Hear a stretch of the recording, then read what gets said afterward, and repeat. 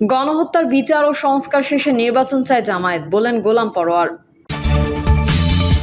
Doctor ইউনূসকে দেওয়া বার্তায় কি বললেন মোদি? মাথায় ঘোমটা দিয়ে মুখ ঢেকে আদালতে আওয়ামী লীগ নেতা। রাষ্ট্র সংস্কারের আগে উপদেষ্টা পরিষদ সংস্কার করতে হবে, বললেন রাশেদ খান। এবং সর্বশেষ জানাবো, ছাত্র রাজনীতি গণতন্ত্রের স্তম্ভ নাকি ক্ষমতার হাতিয়ার। এতক্ষণ শুনছিলেন সংবাদ শিরোনাম, এবারে বিস্তারিত। তবে তার আগে অনুরোধ থাকবে আমাদের চ্যানেলটি সাবস্ক্রাইব করে বেল আইকনটি ক্লিক করুন। গণহত্যার বিচার ও সংস্কার শেষে নির্বাচন চায় জামায়াত, বললেন গোলাম পরোয়ার। জুলাই আন্দোলনে গণহত্যাকারীদের দৃশ্যমান বিচার ও প্রয়োজনীয় সংস্কার শেষে নির্বাচন চায় জামায়াত বলে জানিয়েছেন জামায়াতের সেক্রেটারি জেনারেল অধ্যাপক মিয়া গোলাম পরোয়ার। জামায়াতের সেক্রেটারি জেনারেল বলেন, অবাধ, সুষ্ঠু ও নিরপেক্ষ নির্বাচনের পরিবেশ তৈরি করেই নির্বাচন দিতে হবে, অন্যথায় পূর্বের মতো বিতর্কিত নির্বাচন অনুষ্ঠিত হবে।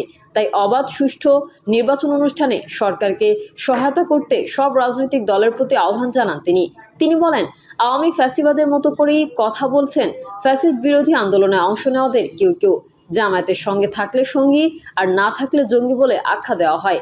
মিয়া গোলাম পরোয়ার আরও বলেন, মীমাংসিত বিষয়গুলো সামনে এনে বারবার জামায়াতকে বিতর্কিত করা হয়। এসবের মধ্যে দিয়ে জাতিকে বিভক্ত করা হচ্ছে। এগুলো আওয়ামী চরিত্র। ফ্যাসিস্ট বিরোধী আন্দোলনে অংশ নেওয়া সব রাজনৈতিক দলকে ঐক্যবদ্ধ থাকার আহ্বান জানান তিনি। ডক্টর ইউনূসকে দেওয়া বার্তায় কি বললেন মোদি? শান্তি, স্থিতিশীলতা ও সমৃদ্ধির জন্য বাংলাদেশের সঙ্গে অংশীদারত্বকে এগিয়ে নিতে প্রতিশ্রুতি পুনর্ব্যক্ত করেছেন ভারতের প্রধানমন্ত্রী নরেন্দ্র মোদি বলেন, শান্তি, স্থিতিশীলতা ও সমৃদ্ধির জন্য আমাদের যে আকাঙ্ক্ষা তার দ্বারা পরিচালিত হয়ে এবং একে অপরের স্বার্থ ও উদ্বেগের প্রতি পারস্পরিক সংবেদনশীলতার ভিত্তিতে আমরা এই অংশীদারত্বকে এগিয়ে নিতে প্রতিশ্রুতিবদ্ধ।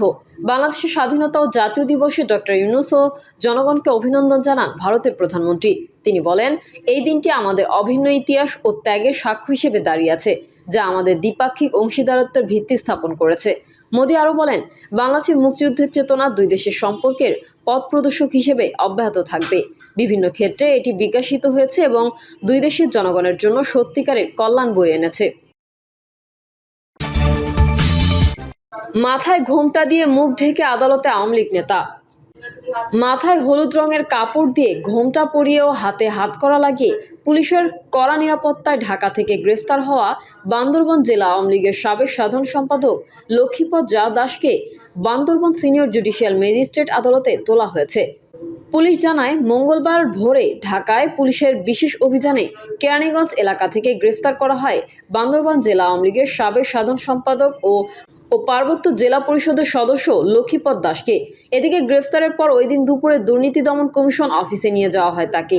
পরে সেখান থেকে প্রশাসনের কঠোর নিরাপত্তার মধ্যে দিয়ে আজকে সকালে বান্দরবনে আনা হয় তাকে।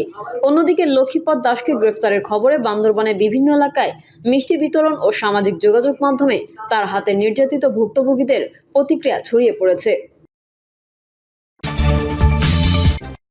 রাষ্ট্র সংস্কারের আগে উপদেষ্টা পরিষদ সংস্কার করতে হবে, বললেন রাশেদ খান। গণ অধিকার পরিষদের সাধারণ সম্পাদক রাশেদ খান বলেছেন, ওবায়দুল কাদের যখন দেশে ছিল তখন কেন ডেভিল হান্ট ঘোষণা করেনি? চোর যখন সবাই পালিয়ে গেছে তখন আওয়ামী লীগের ছেঁচড়াদের ধরছেন, আওয়ামী লীগের টোকাইদের ধরছেন, লুঙ্গি পরা সাধারণ আওয়ামী লীগ ধরছেন। আওয়ামী লীগ 2024 সালে ইলেকশন করেছে, কেউ হয়েছে আওয়ামী লীগ, কেউ হয়েছে ডামি।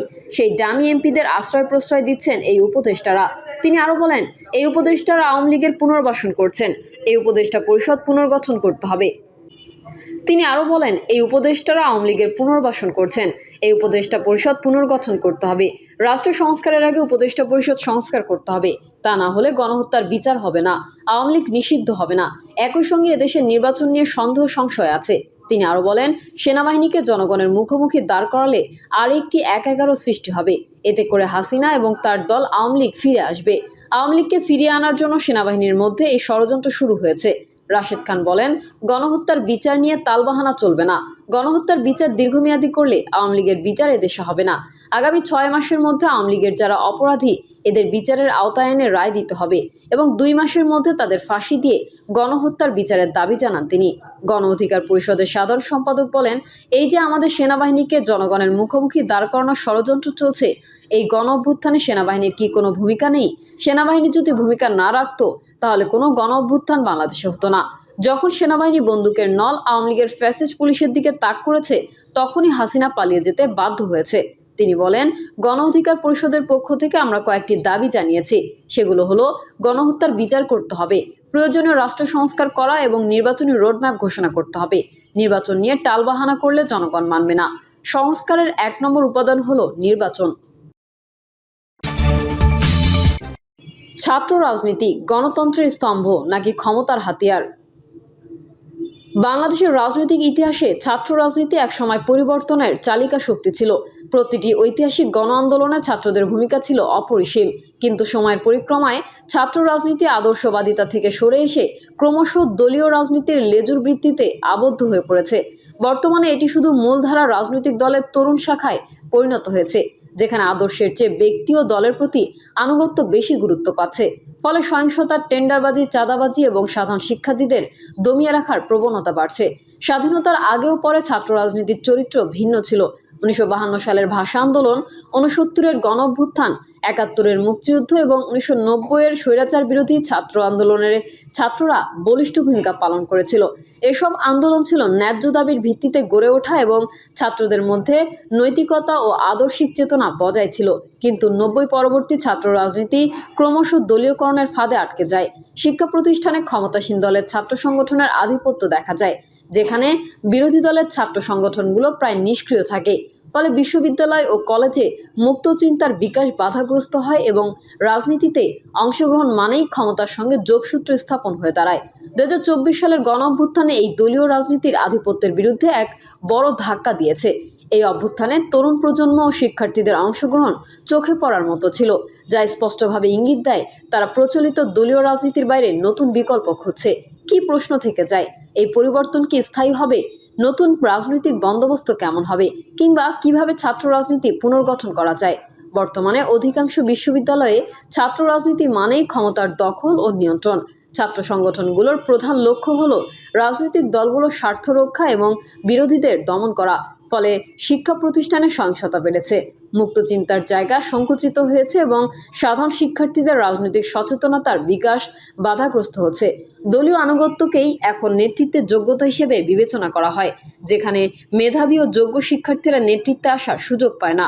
2024 সালের গণ অভ্যুত্থান বাংলাদেশের রাজনীতিতে নতুন মাত্রা যোগ করেছে। এটি মূলত তরুণদের নেতৃত্বে পরিচালিত একটি গণজাগরণ ছিল, যেখানে প্রচলিত দলীয় রাজনীতির প্রতি আস্থাহীনতা স্পষ্ট হয়ে ওঠে। সাধারণ মানুষের পাশাপাশি স্কুল, কলেজ, মাদ্রাসা, বিশ্ববিদ্যালয়ের শিক্ষার্থীরা আন্দোলনে সক্রিয়ভাবে অংশ নেয়। এতে স্পষ্ট হয়েছে তরুণরা পরিবর্তন চায় এবং প্রচলিত রাজনৈতিক কাঠামোর বাইরে একটি নতুন ধারা খুঁজছে। বিশ্বের অন্যান্য দেশের ছাত্র রাজনীতির দিকে তাকালে দেখা যায় বাংলাদেশ থেকে এটি অনেকটাই ভিন্ন। যুক্তরাষ্ট্র ও ইউরোপের বিশ্ববিদ্যালয়গুলোতে ছাত্র রাজনীতি মূলত শিক্ষার্থীদের অধিকার রক্ষায় কাজ করে, যেখানে দলীয় রাজনীতির সরাসরি নিয়ন্ত্রণ নেই। ভারতের ছাত্র রাজনীতি বাংলাদেশের মতোই দলীয় কেন্দ্রিক হলেও যেখানে গণতান্ত্রিক চর্চা বেশ সক্রিয় এবং শিক্ষার্থীরা সরাসরি তাদের প্রতিনিধি নির্বাচন করতে পারে। সেসব দেশের ছাত্র ইউনিয়ন এবং ক্লাবগুলো শিক্ষার্থীদের একাডেমিক, সামাজিক ও রাজনৈতিক উন্নয়নে ভূমিকা রাখে। চীনে ছাত্র রাজনীতি কার্যত নিষিদ্ধ, শুধু কমিউনিস্ট পার্টির অনুমোদিত সংগঠনগুলো কার্যক্রম পরিচালনা করতে পারে। অন্যদিকে বাংলাদেশের ছাত্র রাজনীতি এখন দলীয় স্বার্থ রক্ষার হাতিয়ারে পরিণত হয়েছে, যেখানে নীতিভিত্তিক রাজনীতি অনুপস্থিত। ফলে একটি শিক্ষার্থীদের কল্যাণের পরিবর্তে একটি নির্দিষ্ট গোষ্ঠীর ক্ষমতা রক্ষার কাজে ব্যবহৃত হয়। প্রিয় দর্শক, এই ছিল এখনকার সর্বশেষ সংবাদ। আপডেট ও সংবাদ পেতে চ্যানেলটি সাবস্ক্রাইব করে বেল আইকনটি ক্লিক করুন। কমেন্টে আপনার মতামত জানিয়ে আমাদের সাথেই থাকুন। ধন্যবাদ সবাইকে। আল্লাহ হাফেজ।